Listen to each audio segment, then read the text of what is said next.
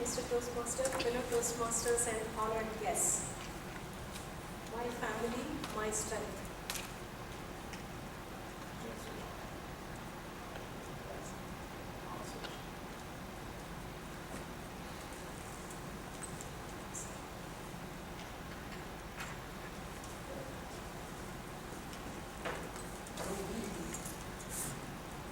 This is my grandfather, my mother's father. He's 95 years old and he lives in India. In my childhood, my parents also due to work, they had to relocate and move to multiple locations. At that time, I had the opportunity of living with my grandparents. And being the eldest granddaughter, I had that luxury also being loved and pampered the most. I grew up listening to fascinating stories told by my grandfather. In his childhood, he told many stories, but one story stood out and remained close to my heart. My grandfather, in his childhood, he lost his father, and along with his mother, he had to go and live with his uncle. His uncle was a very good person, and he took care of my grandfather and his mother, and also offered to work with him in his business. He worked for a while, but as the days passed by, my grandfather thought, he didn't want it to be dependent on his uncle. So one night, without telling to anyone, he just moved from that small town to a big city, and he wanted a good job, something with a steady income where he could make a steady income instead of business where it will be volatile. So with his own hard work, he just got a good job in one of the government offices, and with his hard work, he moved forward, and finally he just also became superintendent officer. That is considered to be one of the big positions in those 1940s or 1950s. He also took care of his 6 children all by himself. That story, without being by anyone or forcing him, he could have just lived with his uncle very leisurely, working with him, and just would have spent his life. But he thought, no, I had to be independent. I have to move out and I have to make my own world. So that story, whenever I think about it, that inspires me beyond measure. And maybe that is one of the reasons I believe I also moved out or left my native India and come to United States for a new job. My father, he's one among 9 siblings of his family. They're all, his father and his brothers, all are farmers. They have a field in that small town. They used to do farming. But my father, he always wanted to study. He's so much interested in education. But in that small town in those days, they didn't have schools. So they have to go to multiple miles. So he had to go all that multiple miles by whatever means available, by bus or by walk or by, buses are not available obviously, by bicycle or whichever means is available. He used to go all the miles and he used to study. His family, no one encouraged him. In fact, they told him not to study and just come and join us in this farming. Why you take all the trouble and go and study? So no one bothered what is he studying, what is he doing. But still he continued. He studied and he finished his diploma in engineering, and then he moved out again from the town to one of the biggest cities. That aspect, that story inspires me. Like how, without anybody telling you in your own house, how you could just take that inspiration by yourself and wanted to study and complete that education.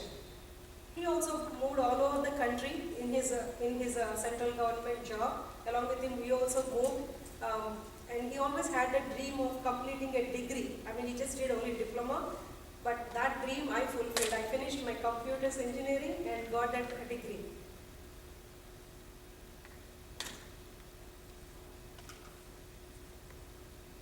My husband, my spouse, he is my rock or my strength.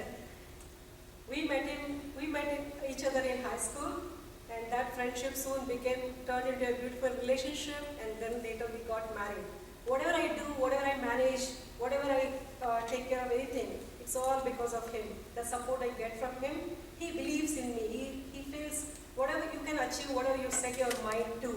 So that gives me much more strength and motivation to capture or achieve, attempt new things and also complete them.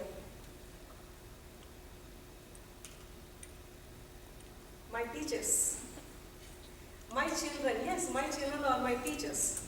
I'm not sure how much I teach them or how much they learn from me, but each and every single day I learn from them. It could be anything, how to pronounce a word, or how to correct my accent, to how to let it go, or how to adapt, or how to learn, how to accomplish things. Everything I learn from them. My elder son, he will be sophomore this year, and he is one of the hard-working person I ever know, I would say. As most of you know, high school, how hectic it will be. He is also part of this Kopel High School band, which is one of the best in our nation. So for that program, these people have to start school 1 month early than others. And also during school days, every day, 2 to 3 hours they have to spend after end of the day, and also the Saturdays and sometimes even Sundays. I feel that that's really very hectic. And along with that, he manages a good, strong relationship with his friends. He will be there wherever they need him, and he also makes time for them.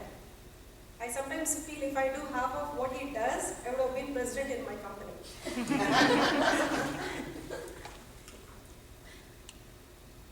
This is one of beautiful memories from his childhood. I think when he was in first grade, I believe it was 100th day of the school or something, where teacher gave an activity that to all the kids, like spell something, 100 things what you know, or 100 things what you did, some things like that. So he completed that sheet, but what I love the most is the teacher's comment on the paper. I wish I had 100 Vamsis. As a mom, I myself might have not thought like that. My own son, I wish I have 100 kids. But I know she, in her class normally they have 20-30 students, but still, her feeling that I wish I had 100 Vamsis, I felt really amazing. I believe that was one of the incredible compliments anybody can give to any person, saying I wish I could have 100 people same like you. So that was one of the most beautiful memory from his childhood.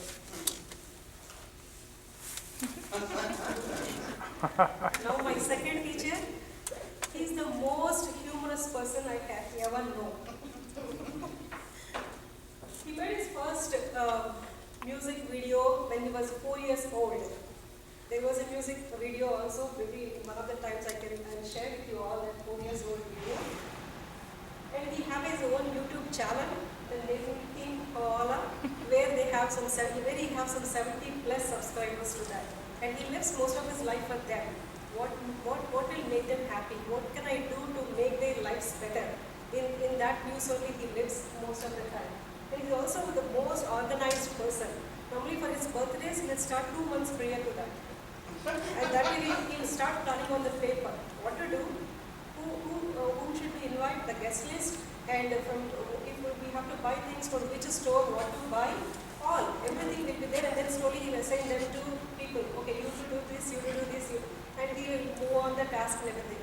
I sometimes feel my project plan also will not be as any closer to that plan which he has on the paper.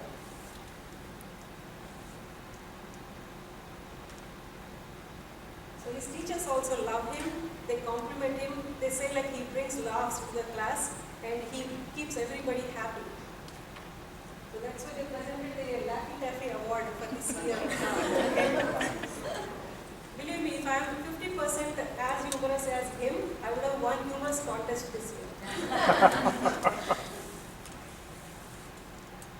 Our love, all our lives, Rocky, this is our rock star.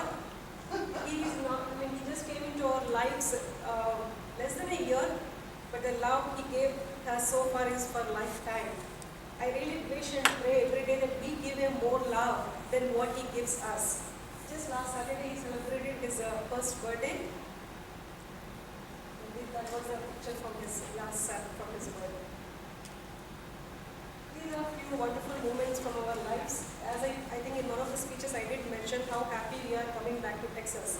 So that was the moment captured at the state line of Texas where we returned back. And over here is from Washington DC, and the next one is the Mount Rushmore, the beautiful place we have been to. My family, my strength. I'm not worried what feedback I'm going to get from here, but I'm worried what feedback I'm going to get from my teachers.